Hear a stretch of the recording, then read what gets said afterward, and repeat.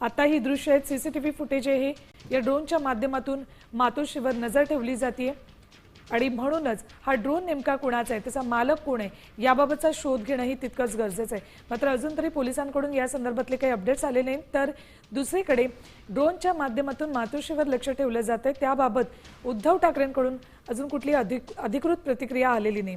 मात्र ठाकरे सेनेच्या नेत्यांकडून सरकारवर जोरदार आरोप केले जात आहेत।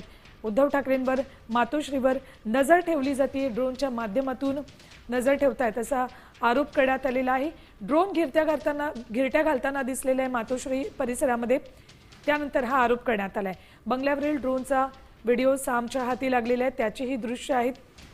बंगल्यावर नजर ठेवली जाते या ड्रोनच्या माध्यमातून। मातोश्री परिसरात या हा ड्रोन सीसीटीव्हीत चित्रित झालेला आहे। पोलिसांकडून अजूनपर्यंत कुठलीही कारवाई या संदर्भात झालेली नाही, कुणालाही ताब्यात घेतलेलं नाही किंवा हा ड्रोन सुद्धा पोलिसांनी अजून तरी ताब्यात घेतलेला नाहीये।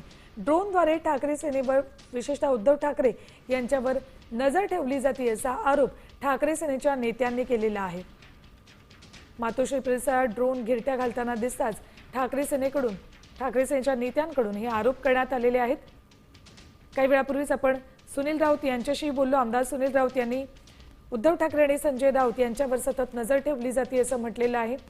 त्यांना कुठेही सुरक्षाही सरकारकडून पुरवली जात नाही असाही आरोप सुनील राऊत यांनी केला। काही दिवसांपूर्वीच उद्धव ठाकरे यांची सुरक्षा कमी करण्यात आली होती आणि त्यानंतर आता अशा पद्धतीनं त्यांच्या मातोश्री या बंगल्यावर ड्रोनच्या माध्यमातून नजर ठेवली जाते। पुन्हा जाऊयात आमचे प्रतिनिधी गिरीश कांबळे यांच्याकडे। गिरीश, काय काय अपडेट्स या प्रकरणातले तुमच्यापर्यंत पोहोचलेत? सध्याची माहिती आहे या संदर्भातील तक्रार आहे ती केली जात आहे।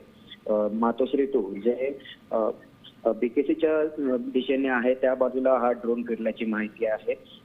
यामध्ये आता सध्या सुरक्षा जी आहे ती तपास करत आहे, नेमकं कोणी व्हिडिओ ड्रोन फिरवलेला आहे, नेमकं या ड्रोनचा मालक काय आहे, त्यामागचा हेतू काय, या सगळ्या संदर्भातील जी माहिती आहे ती आता घेतली जात आहे। या संदर्भातील तपास हा केला जात आहे। सकाळची ही घटना आहे आणि त्यामुळे एकंदरीत सुरक्षेचा प्रश्न हा ऐरणीवर आलेला आहे। सध्या जी मुंबई पोलिसांची जी सिक्युरिटी आहे त्यांनी या संदर्भातील तक्रार आहे ती दिलेली आहे, त्यानुसार आता तपास हा केला जात आहे।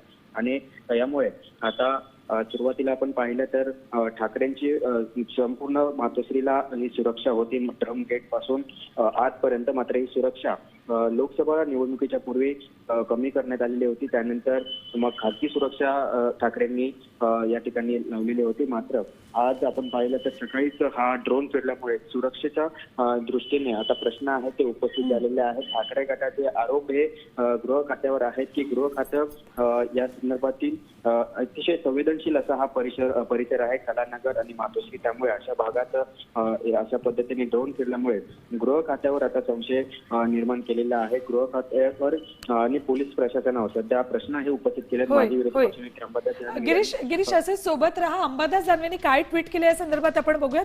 ड्रोन धोरणात मुंबई रेड झोन मध्ये समाविष्ट आहे, मग सध्या मातोश्री निवासस्थानाबाहेर मात्र असे ड्रोन सर्रास दिसायला लागलेत। सरकारच्या निदर्शनात ही गंभीर बाब आलेली नाही का असा सवाल त्यांनी उपस्थित केलाय। हाय सिक्युरिटी झोन असलेल्या मातोश्रीच्या परिसरात असे ड्रोन दिसणं आणि याची वाच्यता न होणं हे सरकारचं, गृह विभागाचं आणि मुंबई पोलिसांचं गांभीर्य दर्शवतं असं ट्विट त्यांनी केलेलं आहे। आणि सीएमओ महाराष्ट्र, डीजीपी महाराष्ट्र आणि अमित शहांना सुद्धा त्यांनी टॅग केलेले।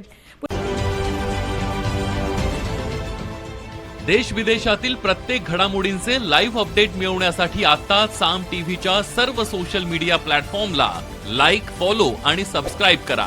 तसंच सर्व नोटिफिकेशनसाठी बेल आयकॉन प्रेस करायला विसरू नका।